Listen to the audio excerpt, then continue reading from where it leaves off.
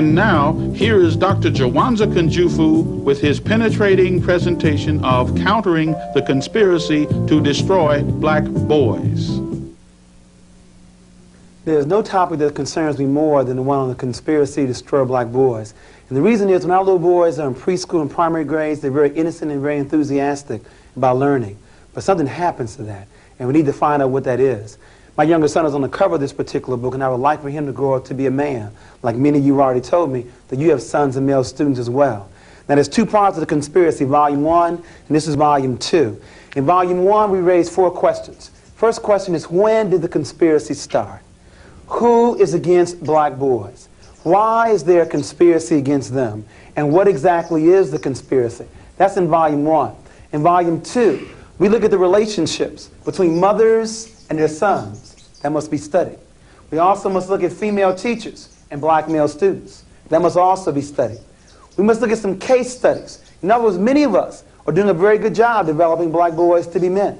What is it that some of us are doing that others are not doing? And then last but not least, a program called the Rites of Passage into Manhood. See, it used to be we knew when black boys became men. But now many of us don't know when we're men. It's how much reefer we smoke, how much wine we drink, how many babies we make. Until black men spell it out to black boys what it means to be a man, this conspiracy will continue.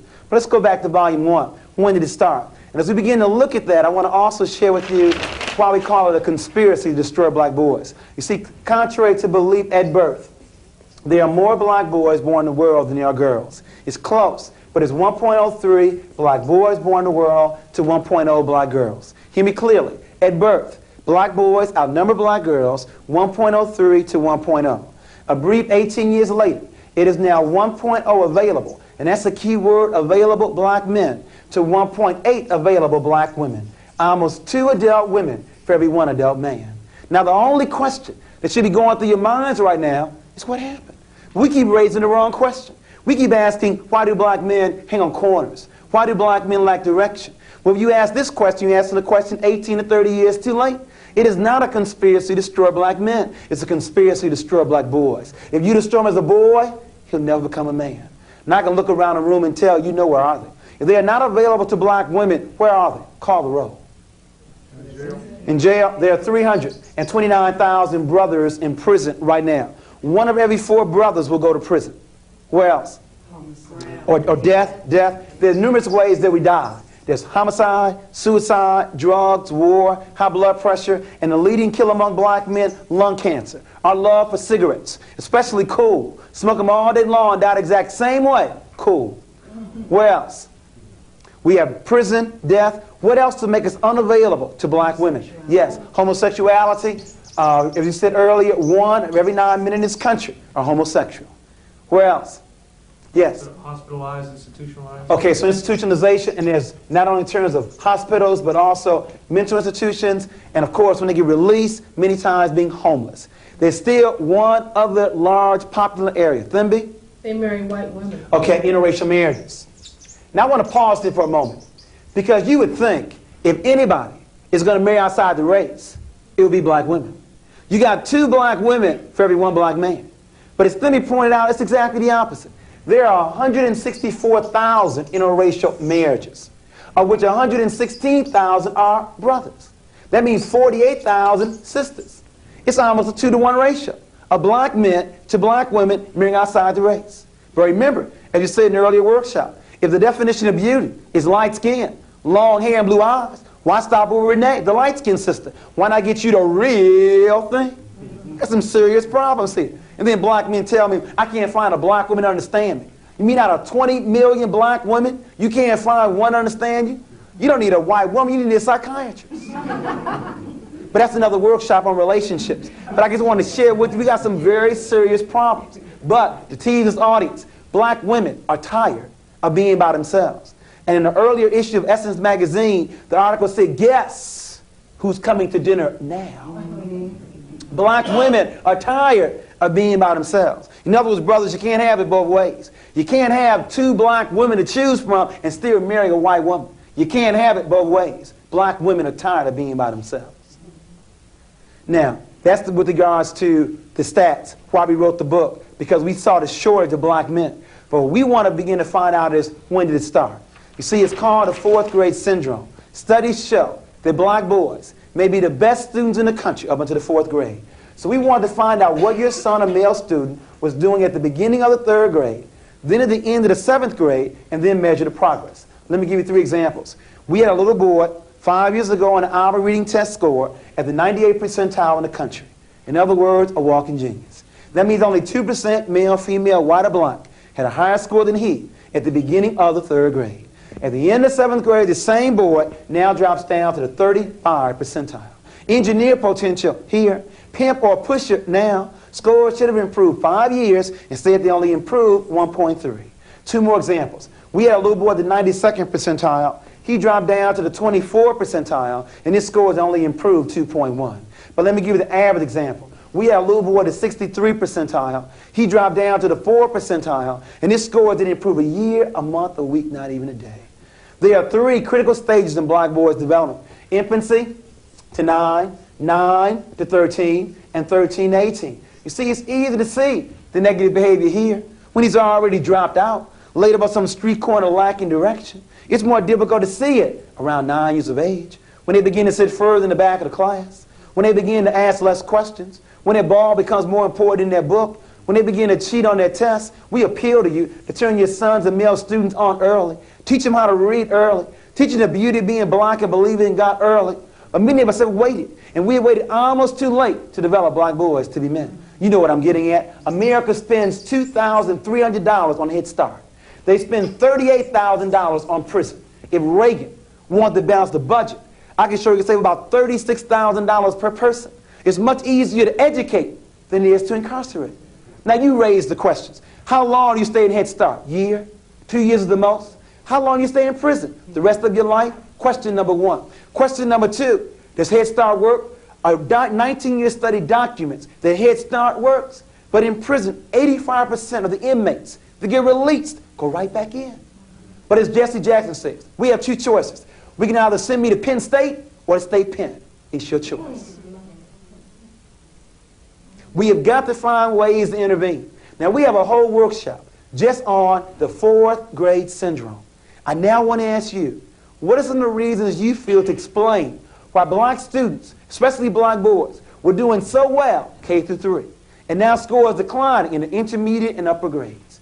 What explains it? Yes? I think the learning style changes abruptly in 4th grade from what might have been more right brain activities in the primary grades into all of a sudden all left brain activities. Okay, so a change in learning styles or methodology from the teacher, from a holistic learning style to a left brain. Okay, very good. Any others? Yes? I think that there's a lot of rejection on the part of the female teachers in the classroom. And the rejection increases with the upper grades? Why do you think it increases? Because of the students, perhaps his natural makeup, hyperactivity and that sort of thing. And that may be increasing? Well, it may be increasing because we're now expecting them to stay in school or stay in a chair even longer. Okay. Any others that contribute to this fourth grade syndrome? We have a change in learning style. We have the teacher's outlook on the student. What else? Yes? The student becomes more culturally aware and differs significantly from the teacher often. Okay, so the child's now becoming more aware of their culture and racial identity. Okay, very good. Any others? The major reason you have not given yet, and maybe that's why this problem is still with us, Terry? First name is? Richard. I'm sorry, Richard. Well, the peer group starts to form and become stronger about the peer And group. that's unfortunate, Richard, that you said that, because as the age increases, the peer pressure is on the increase, while parental involvement is on a decrease. I don't know who told parents when your child gets older, they need less of your time rather than more. When I speak to Head Start parents, 80% of them are there. Elementary school, 30%. High school, almost a joke. We have to work on that. That's another workshop, too, on parenting all the way through. Not just in those quote-unquote tender years. But the major reason, it's not on the board yet. Still looking for it. Yes, go in. I think, too, that young boys, and particularly young black boys, in the primary grades, they have many mother figures. And they have very few men figures, and particularly black male figures. And I think it makes a big difference come grade 4. I agree with you wholeheartedly. I think it's the major reason. And let me now give my first position. I sincerely believe that only men can make boys men. Now don't misquote me. I didn't say that a single female parent or female teacher cannot rear or educate her child. But she need not do that by herself. What you call upon her father, her brother, an uncle, a male neighbor, a nephew, a co-worker. There needs to be some men in our children's lives. I want you to explain to me how a boy is going to grow up to be a man if he's never seen any. In order to be anything, you must see it first. Remember in the earlier workshop, and I'll go through this very quickly, from the University of Michigan, we wanted to find out what the major influence on children. We said 1950 it was home, school, church, peer group, and television. And then we gave you 1980. Home was still number 1, peer group in the number 2 position, television 3, school dropped down to number 4, church last on the list. Let's go back to my statement. My statement said that only men can make boys men. Now let's see where black boys are going to find men. Let's first of all look at his home. 62% of all black children live in a single-run household. It's a very good chance he would now find a man here. I'm going to hold off on the streets and drop down to television. Can you name me 5 positive adult black men on television outside the news? And you can't name Cosby because the show just started. Name me 5. Outside the news. No. Outside the news. Jefferson. And you better not say George Jefferson. So they find very few black male role models on television. Now let's drop down to the schools.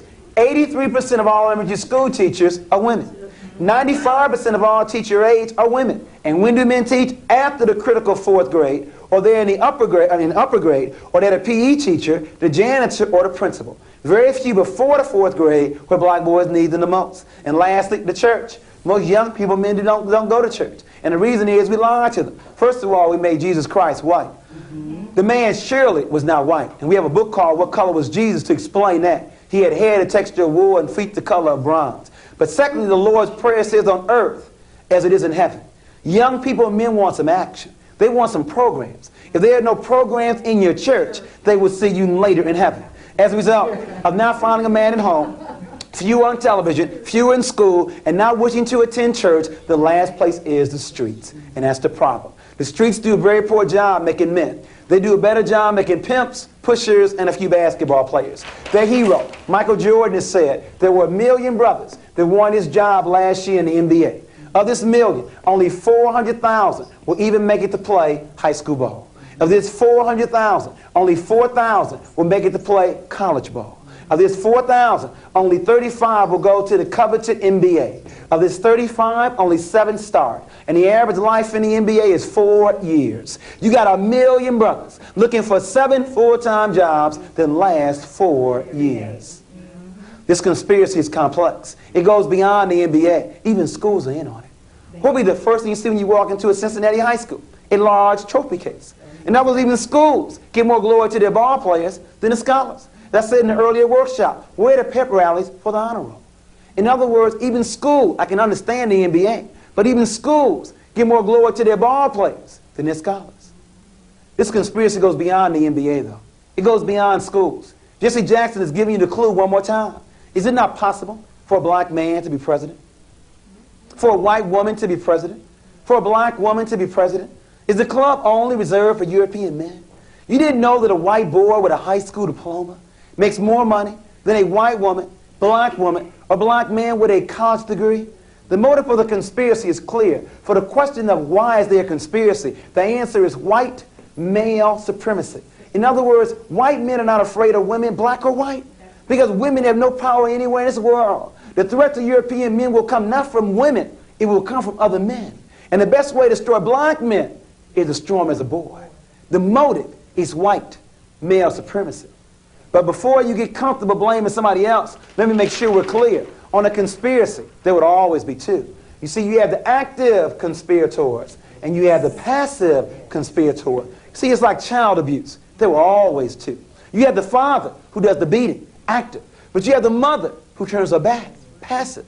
Isn't apathy, indifference, low expectations, buying hot goods in the black community, isn't that also part of a conspiracy? You have the active and you have the passive. In a conspiracy, there would always be two. Let me now give you the starting lineup. We'll start with the active ones first and then move to the passive. Leading off, batting in the #1 position, representing this country, institutional racism. Batting first is the president. He bats in the #1 position. Batting second, representing the Trilateral Commission, the Fortune 500, big business. David Rockefeller bats #2. Batting third, representing the military complex. You didn't know, black people, 12% of the population, 1/3 of military, and died 41% of the time in the Vietnam War. The chief of staff. That's number 3. Batting 4th, and I don't mean Marlon Brando. I mean the real godfather. Drugs running rampant in the black community. Please don't deceive yourself. If America is the #1 power in the world, they could police their borders to stop the drug traffic. These men and what they represent intentionally want to make sure the black boys never grow up to be men. But remember, they got some help from some of us who really like black boys, who may even have black boys at home, just didn't know any better. And so we bat number 5 through 9. Batting 5th, not all, but some mothers who raise their daughters and love their sons. Batting 6th, some female teachers who don't understand that boys have different learning styles than girls. Batting 7th, representing the media in this country, shows like Gary Coleman and Webster. Shows that make me sick. Shows that illustrate that black men cannot raise intelligent black boys to be men. In other words, we need a white father for Gary Coleman and for Webster. It's all part of the media image. It goes all the way back to Tarzan, all the way back to Superman, all the way back to Rambo, to Rocky. All part of white male fantasy trying to control the world. It's all part of a scheme. Make sure you heard me. It's consistent with Superman, Tarzan, Santa Claus, the white father, all part of that scheme. Batting 8, the macho image, Mr. T, and we'll look at today someone like Prince or Magic Johnson or Isaiah Thomas. In other words, no need to study, just be macho, just be a superstar. In other words, Mr. T, Prince for entertainment, Isaiah Thomas or Magic for sports. And then last but not least, a black woman by the name of Kathy, who will do anything for a man, and a black man by the name of Willie, who does not feel good about himself. You see your faces right now. Who's Kathy? You have to stay to the end to find out who's who. The starting lineup: Reagan, Rock. No, you don't know who Willie is, though. We got a new theory for you now. We used to end with Donna and Kathy, but now we're going to give you the Eddie Willie theory. We have a new one. So we have we have Ronald Reagan, David Rockefeller, Caspar Weinberger, the Godfather, some others. I didn't say all, some. Some mothers, some female teachers, the media image, macho in sports, and Kathy and Willie.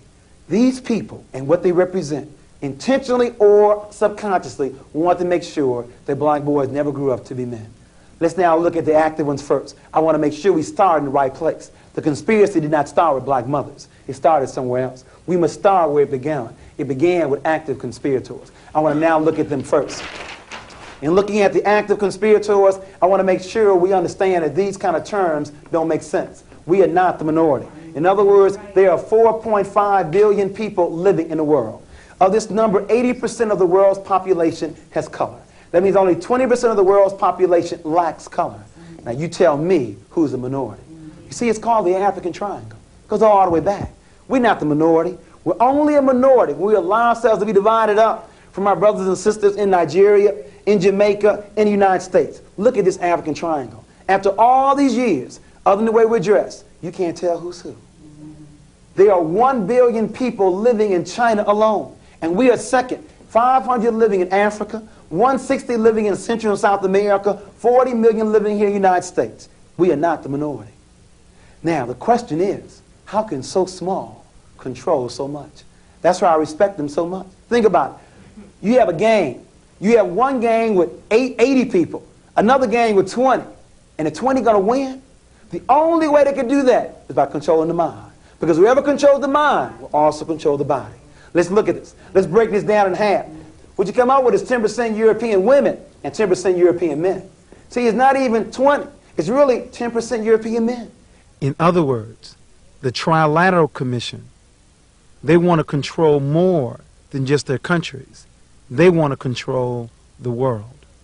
And they have pulled this off.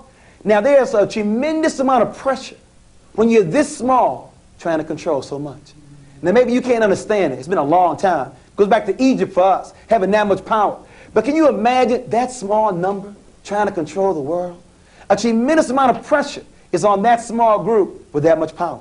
In other words, the first thing that men are taught to do is not to cry.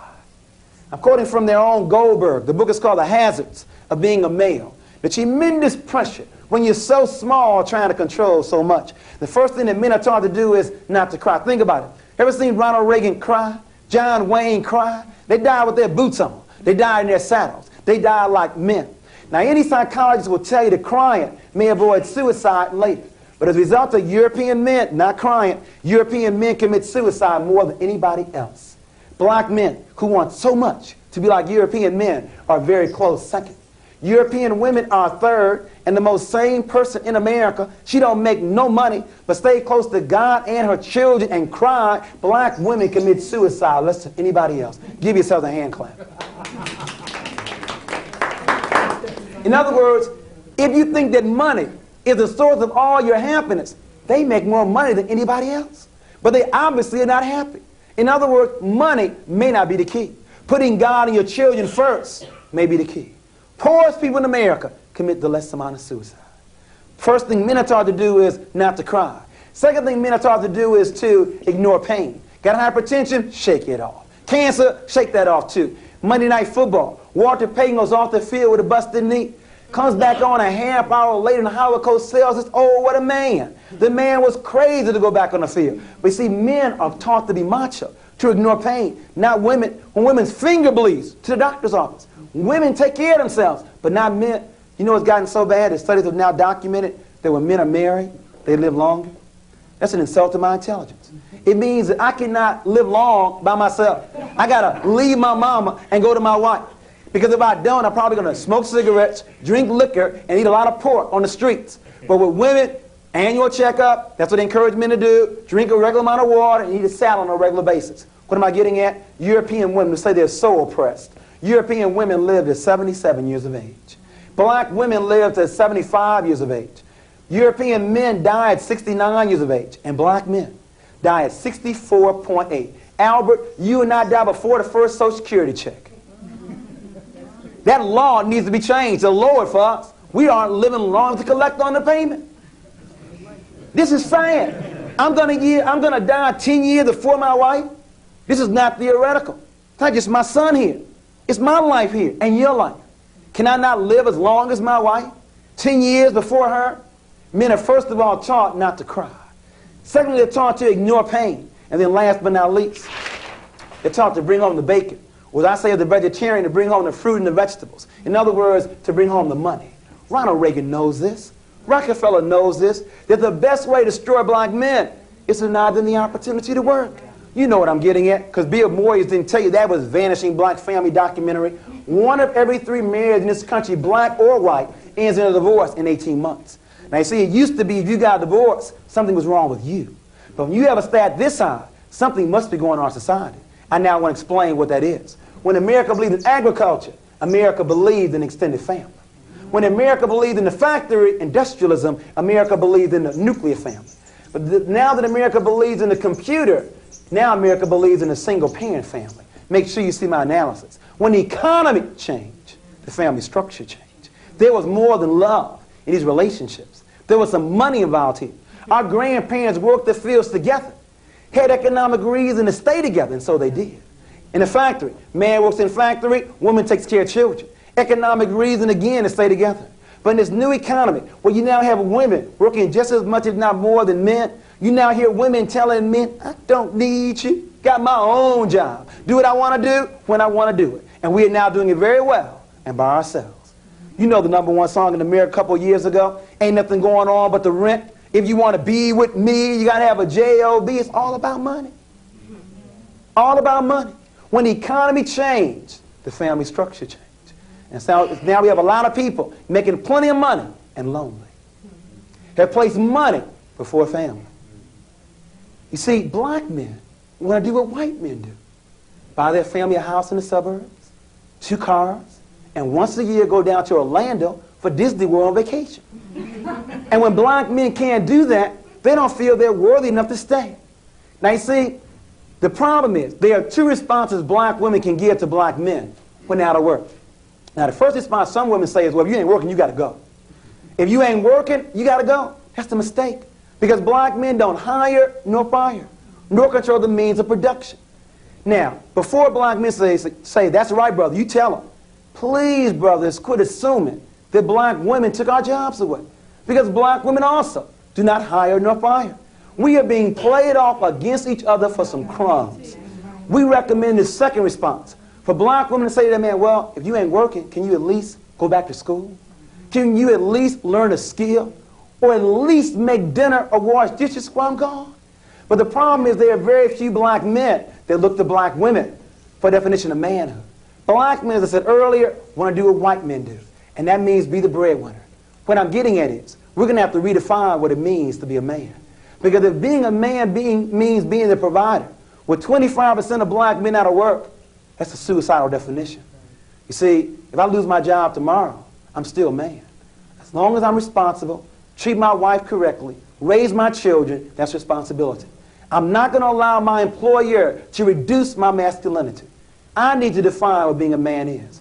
And I think it's a perfect balance between the mental, the spiritual, and the physical. Not being a breadwinner, but a balance between the mental, physical, and the spiritual.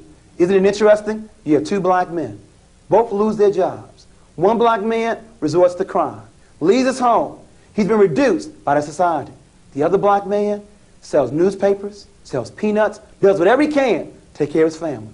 Same economic situation, but a different set of values. We have to work on that. A new definition can resolve this problem. I'm not belittling money. You have to have money living in America, but that's not the criteria for manhood. Boys make babies. Men take care of them. That's the definition. One more comment here. I mentioned earlier in our past workshop on the peer group. Let me share with you here this dichotomy where you have the mental over here and you have the physical over here. You see, a real problem is our boys have a difficult time finding a balance in the middle. I mentioned earlier homosexuality, and the figure is 1 of every 9 men in this country are homosexuals. It's going to increase. And the reason is because we've been so skewed to the physical, being macho, that when our boys want to be on the honor roll, they're labeled sissies. Want to be involved in the fine arts, labeled sissies. Want to be open, honest, communicative, labeled sissies. When you label something long enough, you begin to act that way. So you have the homosexuals over here, and you have the athletes, the machos, over here. Tremendous dichotomy between these two. We have got to find some men that can teach black boys and Hispanic boys the balance between the physical and the mental. There's simply too much pressure over here. It's hard to find the balance, and women can't teach this. Only a man can do this. We need more black men who can do both of these areas. Physically balanced and mentally balanced. And spiritual in the middle. Comments, questions about what is a man? We've been looking at male behavior. Any comments or questions? Yes, Gwen? Explain what you meant by saying women raise their daughters. We'll come to that, Gwen. Matter of fact, I think it's probably the next point. Matter of fact, it is. Praise the Lord. Let's go to the next point. See, we were looking at the active conspirators, and we were looking at what the effect that causes on us in terms of male behavior. And we may not be able to control or to change Reagan, Rockefeller, Weinberger, but your question we can change. We can look at some mothers. And I said some, not all. The rumor is that some mothers raise their daughters and love their sons. My boy always loved his mama. 40 years of age, still went home with you. That needs to stop. Your boy is not yours. He is a future husband, a future father, and needs to be raised that way. Now, what do I mean by raised? Teach your son how to cook, to make up his own bed, to clean up his own bathtub ring because you raised your daughter. On the honor roll, every marking period. Goes to church with you every Sunday, and she can cook, sew, iron, and clean all, but then we have your son. Ain't never seen an honor roll. He plays basketball all evening long. Never goes to church and can't boil a hot dog. The rumor is we have some, not all, raising their daughters and loving their sons. Now I know the historical reason. The historical reason is our societies always try to destroy black men. The lynchings. So black mothers always want to overprotect their sons. What's the reason today? I know the KKK is on the rise, but what's the reason today? Is it because your own black man didn't stay? You now replaced your man with your son? Your son is not yours. He's a future husband, a future father, and needs to be raised that way. Quit telling these 9-year-old boys they're the man of the house. Ain't no 9-year-old boy ready to be no man of the house. But because you told him that, he now begins to wonder. When you then bring over your man for the evening, Mom, I thought I was the man of the house. Why are you bringing him over? You can't have it both ways. If he's going to be the man of the house, quit bringing your boyfriend over on Saturday nights. You know what's sad, though? These brothers think what they can do with their mamas, they can do with their teacher, Yes. their coach, and everybody else. In other words, living at home with you in a $100 pair of gym shoes, $80 pair of a Gucci handbag. In other words, these boys have mastered how to manipulate their mamas. And they think what they can do with you, they can do with everybody else. Only to find out what you let them get away with, no one else does.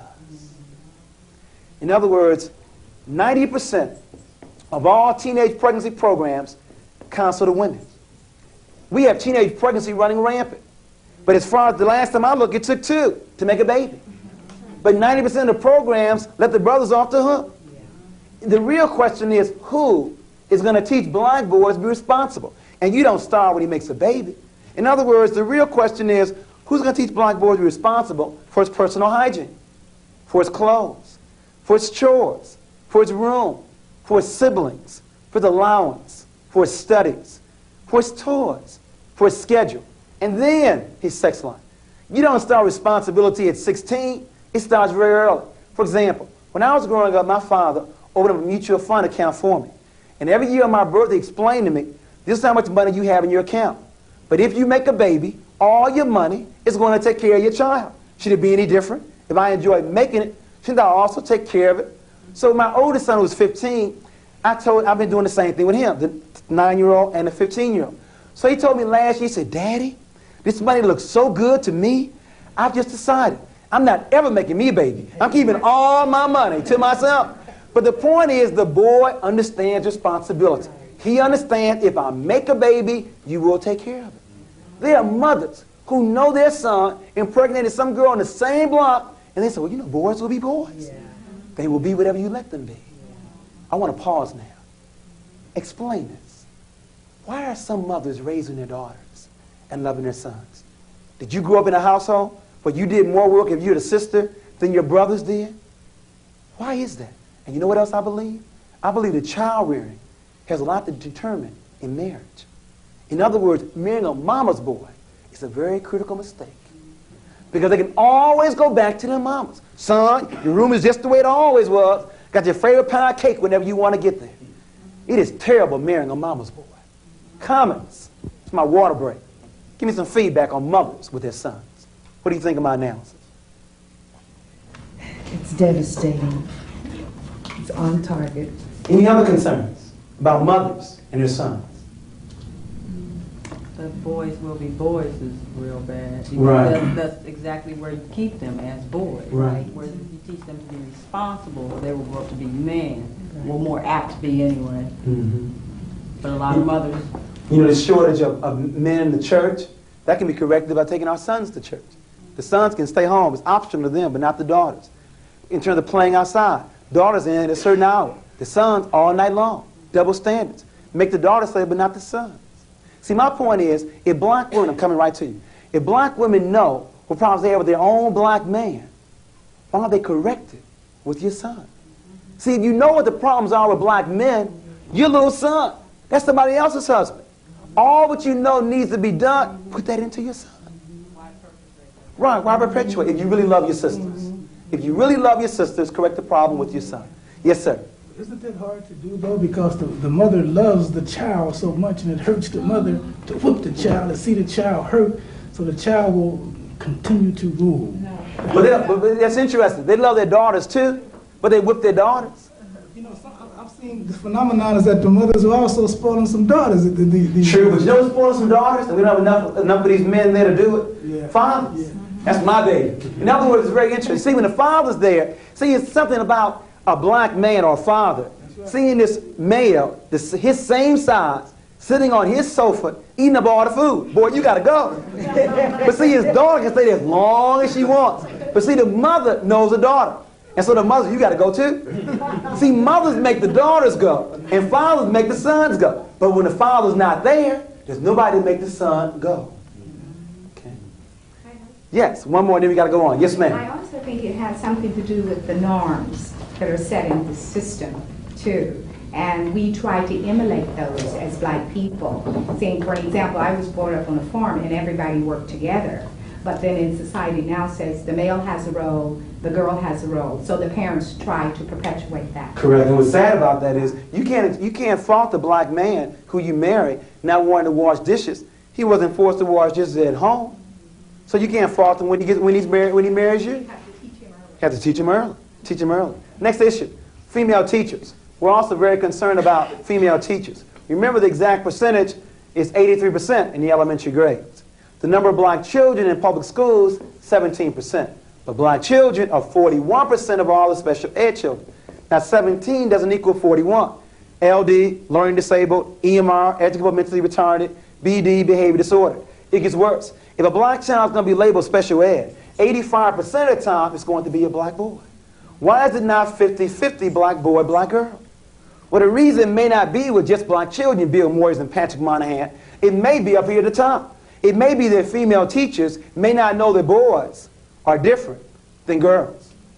You all didn't know that, didn't you? That boys are different than girls. I only want the women to answer. The men know they're different. I want to now hear the women to share with us what are some of the differences between boys and girls in the classroom.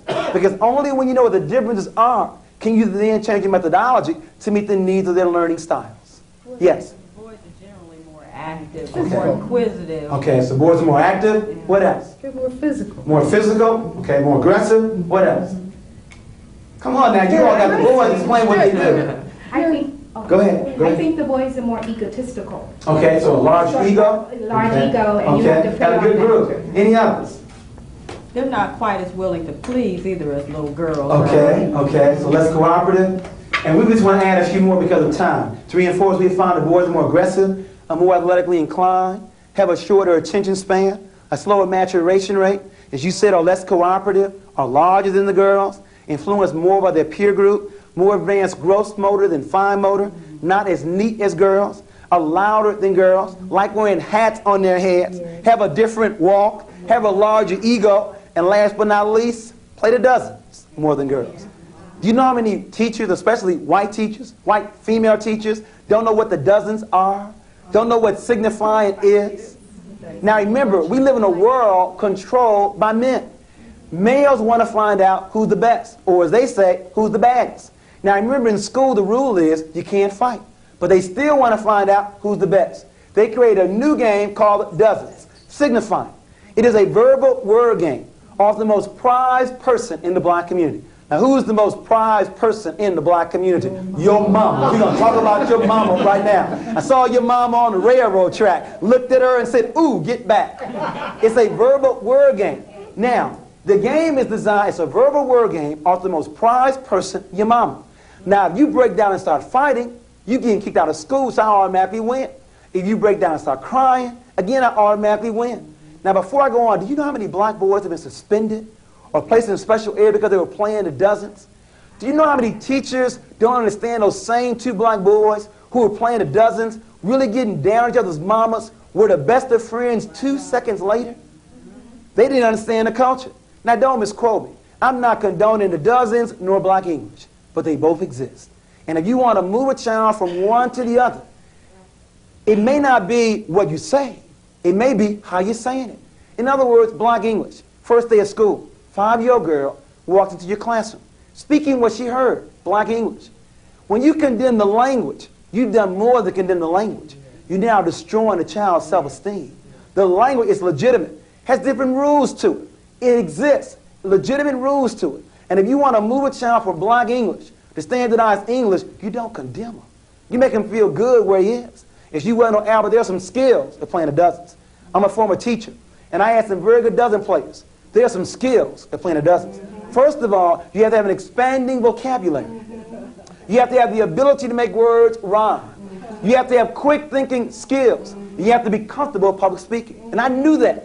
So I used to tell Willie, my best student, Willie, if you were that good playing the dozens, making words rhyme, vocabulary, all the like, I want you to be the MC at all my programs. I want you in my drama department or my spelling bee team. In other words, I stroked him. I made him feel good where he was. And then he was willing to give me those skills in my classroom. But the real issue is, do we let these boys know we respect their culture? Because if you condemn it, they will fight you every step of the way. And you know what else they will do? They will also fight you in what we call the showdown. The showdown between black boys and female teachers. You see, black boys don't know when they're men. And black men have not made it clear to them when they become men. So they think taking a female teacher one-on-one is going to make them a man, especially around 4th grade. From the 4th grade on, they want to find out who's in charge of the class. It's called a showdown. There are numerous options in the showdown between a black male and a female teacher. Showdown number 1. She says, sit down, very unassertively. Well, Willie may sit down, but it may be late on in the afternoon. Willie wins showdown number 1. Showdown number 2. She responds to Willie some of the time, but not all the time. She's inconsistent. Well, I believe Willie wins each one of those she does not respond to. Showdown number 3. She says, I'm going to suspend you or place you in special ed. Well, he may lose to the assistant principal or special ed placement, but he did not do what she said. He wins showdown number 3. Showdown number 4. She says very assertively, sit down now. You know how the good ones do it? They look at you. Strong eye contact. They look you back in line. And she wins showdown number 4. Showdown number 5. She responds to Willie each and every time. She's consistent. And she's winning each one of those showdowns. Then the last one. A friend of mine in Chicago told me she had a boy who thought he was so bad, he was not going to stand up. He was going to run to class sitting down. He's going to make her nervous. He's going to look at her and smile at her. So every time Audrey looked at him, he looked back and smiled. But then Audrey would look back with the same strength and smile. This went on all day long. Willie looked and smiled. Audrey would look back and smile. At the end of class, so many words, Willie came to Audrey and said, okay, I understand that you are in charge of this class. But the reason is she's done 3 things well. She, first of all, loves him, and he knows that. She respects him, and he knows that. And she also respects his culture, and he knows that. Because of that, there is no showdown, because he knows that she is in charge of the class. What I'm getting at, to return back to this, if you know that boys have a shorter attention span, what should that do to your lesson? Make it shorter or make it more interesting? If you understand that boys are more advanced gross motor than fine motor, what should you allow more in your classroom? More hands-on learning activities. In other words, my point is, if you understand that boys have different learning styles, rather than taking them out of your class and put them in special ed, why don't you alter your learning styles, your methodology? But you know what's saying? Most principals know that 5% of their teachers make over 30% of the referrals. If that's the case, why remove the child? Why don't you remove the teacher? How is the child doing so well in 3rd grade with a good teacher and now labeled EMR in 4th grade?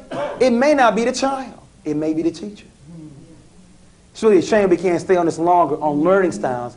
Hyperactivity, that's a value judgment. If you know what hyper is, God must have told you what normal is. Hyper is a value judgment. It may not be that blind boys are hyperactive. It may be the lesson plan that's simply too slow. Think about that the next time you want to place a child in special ed. Some other issues. I want to wrap up with regards to what is the conspiracy to destroy black boys.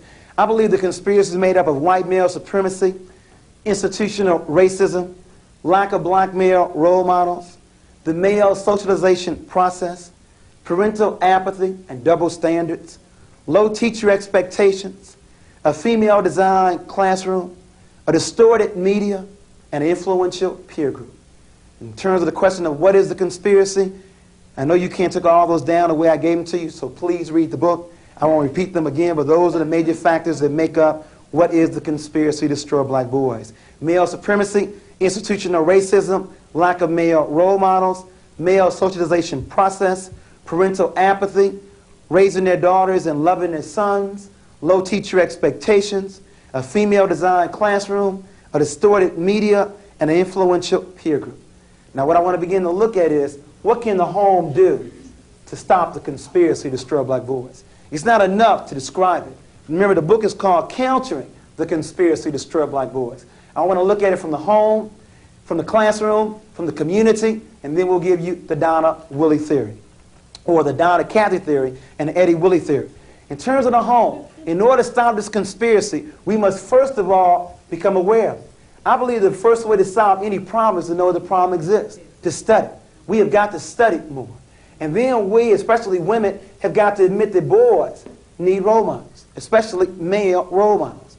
And after we admit that, then we need to identify some male role models that will play that kind of position with our boys. And please don't lie to me and say you don't know any. In other words, on your block, in your extended family, where you work at, please don't say you don't know at least one positive black male.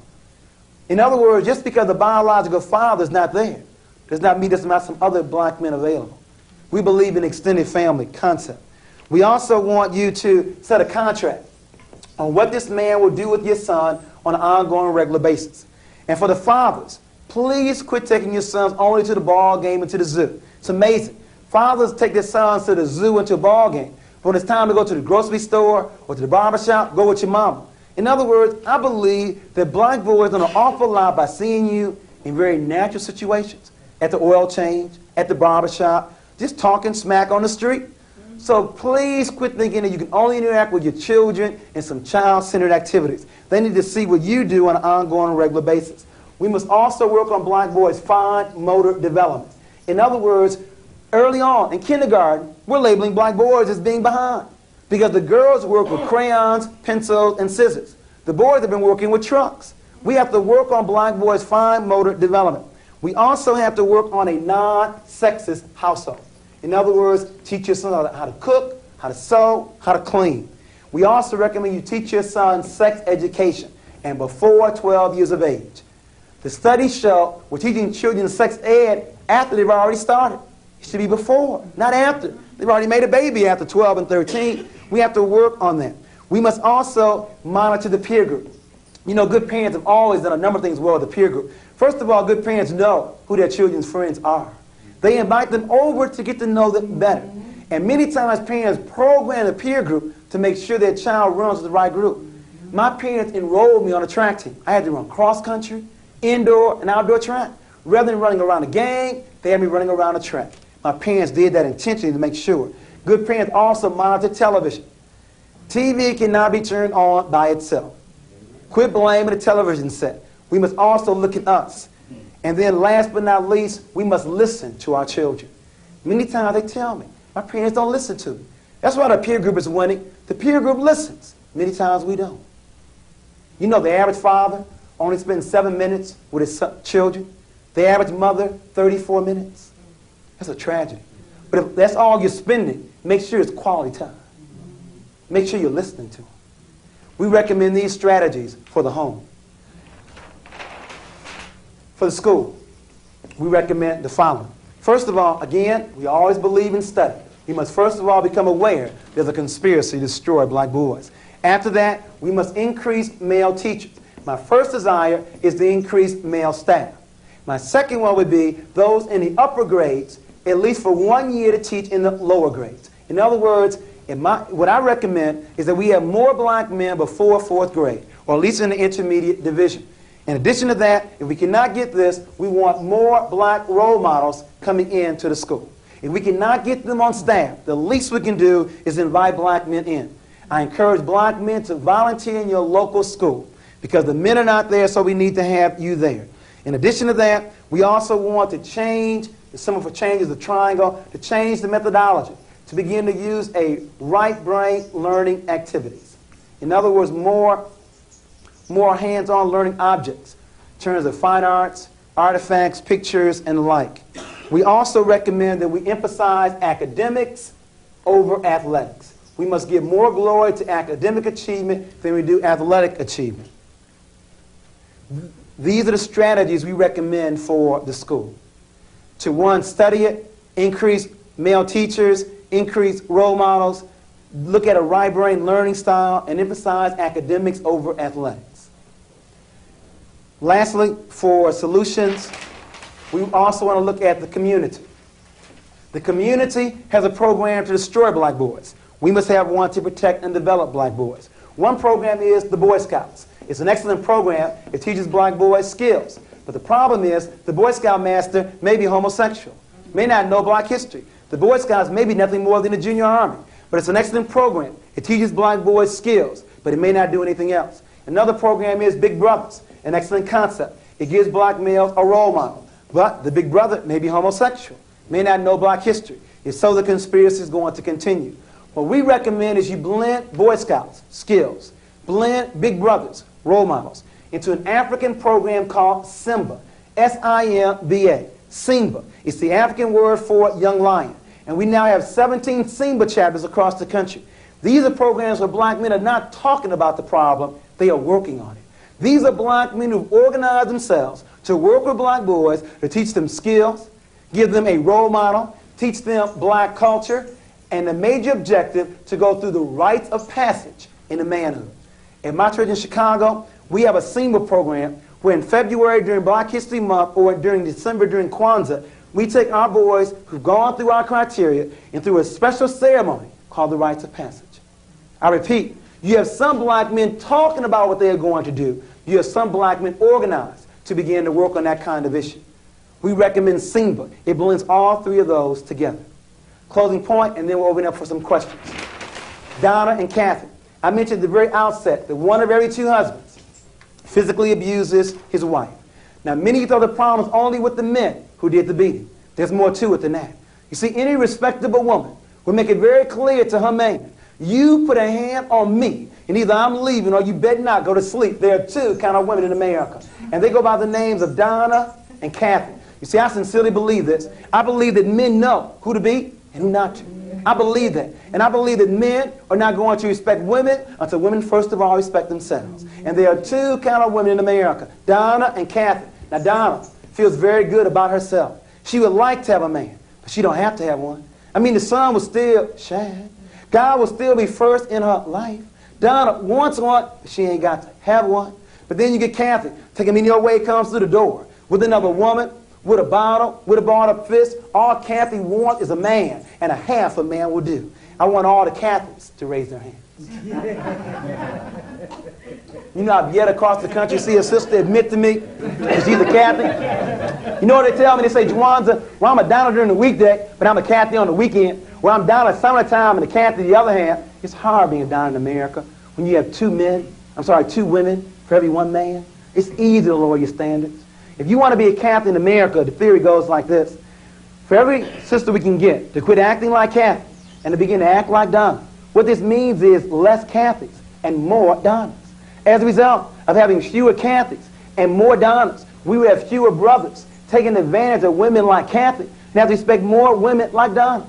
I am tired of women always blaming the brothers. The last time I looked, you still determined who gets your phone number, who takes you out, and every step along the way. It's hard being a Donna in America.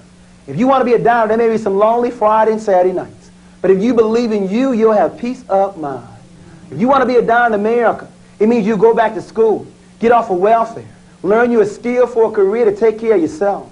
If you want to be a Donna in America, it means you will quit watching them soap operas all day long, especially all of my children, and begin to take care of your own. If you want to be a Donna in America, it means you will quit eating those cookies and chocolates all evening long. You know, the rumor is the older women get, the bigger you get. Watch what you eat and exercise. And then last but not least, if you want to be a Donna in America, you need to put God first in your life. You didn't know? It takes longer for boys to grow up. And some boys never grow up. But rather than marrying a boy as a Catholic making a mistake, we encourage you to wait. But while you're waiting, don't complain. Keep developing yourself. So when the brothers finally get ready, you'll be ready too. A good marriage still takes two and not one. Now, as you well know, Glenn, we used to end with the Donna Catholic theory. But the women got on our case in Jawanza. If you're going to talk about the conspiracy to destroy black boys, don't end it talking about us. End it where you started it, with the brothers. So I now want to give you the Eddie Willie theory. Eddie is dedicated to my father. His name is Eddie, and I believe he's a very strong example of a black man. There are two kind of men in America, Eddie and Willie. Willie makes babies. Eddie takes care of them. In other words, Willie believes it's not the quality, it's the quantity. Willie has made a lot of babies. Eddie believes in not only taking care of them, he hugs them. He believes that men should hug their children. Works with them on their homework. Eddie takes care of them. Willie makes them. Point number one. Point number two, Willie only works, and maybe not even then, outside the house. Eddie works inside and outside. In other words, Willie may cut the grass. He may rake leaves, but he definitely is not working inside the house because men work outside and women work inside. But not Eddie. Eddie believes in whatever it takes. Washing dishes, making dinner, whatever it takes. And then last but not least, Willie is very insecure. And so Willie verbally and physically abuses his woman, but not Eddie. Eddie is very secure. In other words, Eddie encourages a woman to go back to school, to get a promotion on her job. Eddie encourages his woman to go to church. You know what I even heard? Eddie goes to church with her. And the reason is Eddie is his wife's best friend. And because of that, he understands that putting his woman down is not the key. The key is feeling good about yourself. When you feel good about yourself, there's no need to put anybody down. I want all the Donnas and all the Eddies to stand up and give yourselves a very strong round of applause. Thank you very, very much.